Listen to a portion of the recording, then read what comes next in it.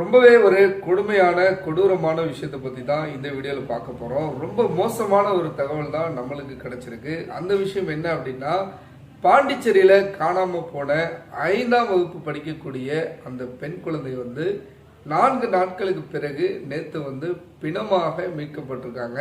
வேறு எங்கேயும் இல்லை, அவங்க வீட்டுக்கு பக்கத்துலேயே ஒரு கால்வாய் இருக்குது. அந்த கால்வாயில் தான் மீட்கப்பட்டிருக்காங்க.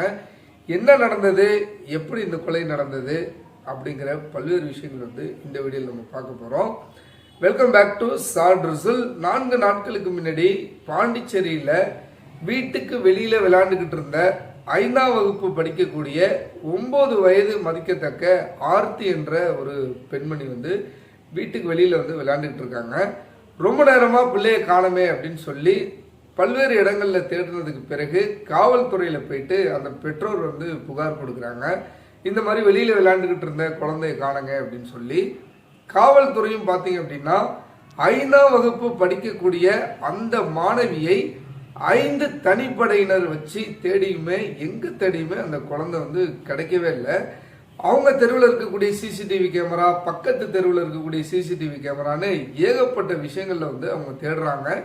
எந்த ஒரு கேமராவிலையுமே கிடைக்கவே இல்லை. ஒரு பக்கம் பொம்பளை பிள்ளையை காணோம் அப்படின்னு அந்த பெற்றோருடைய அந்த பதற்றமான ஒரு நிலை, காவல்துறையினுடைய அந்த தேடுதல் பணி ஒரு பக்கம், எங்கேயுமே கிடைக்கல. ஃபைனலாக ஒரே ஒரு சிசிடிவி கேமராவில் மட்டும் அந்த பெண் குழந்தை யாரோ பின்னாடி விரட்டி வரா மாதிரியோ அல்லது இந்த குழந்தை எதையோ பார்த்து பயந்து ஓடுற மாதிரியோ ஒரு பர்டிகுலராக ஒரு சின்ன ஒரு சிசிடிவி ஃபுட்டேஜ் மட்டும் தான் கிடச்சிருக்கு.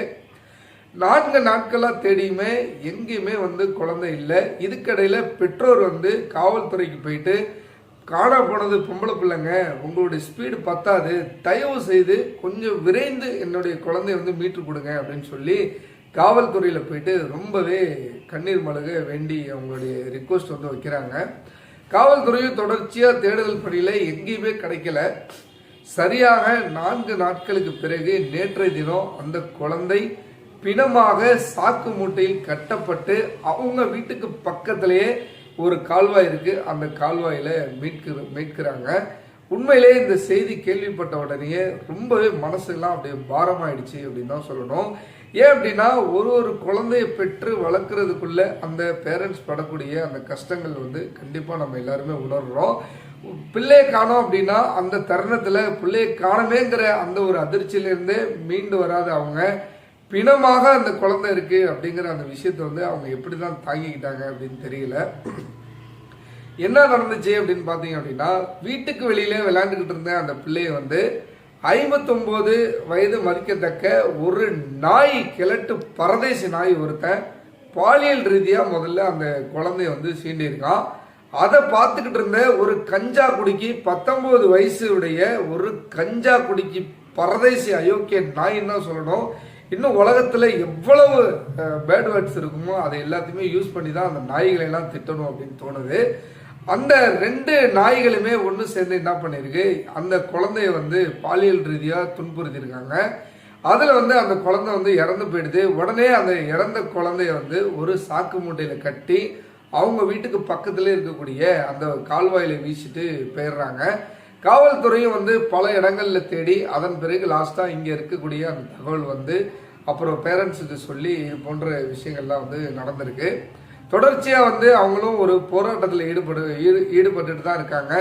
இன்னமும் நீங்க குற்றவாளி கண்டுபிடிக்கல, யாருன்னு கண்டுபிடிங்க அப்படின்னு சொல்லி நேற்றைய தினம் வரைக்கும் அவங்க தொடர்ச்சியா அவங்களுடைய போராட்டத்தை, அவங்களுடைய உறவினர்களும் ஊர்க்காரங்களும் தொடர்ச்சியா போராட்டத்தை எடுத்துட்டு தான் இருக்காங்க.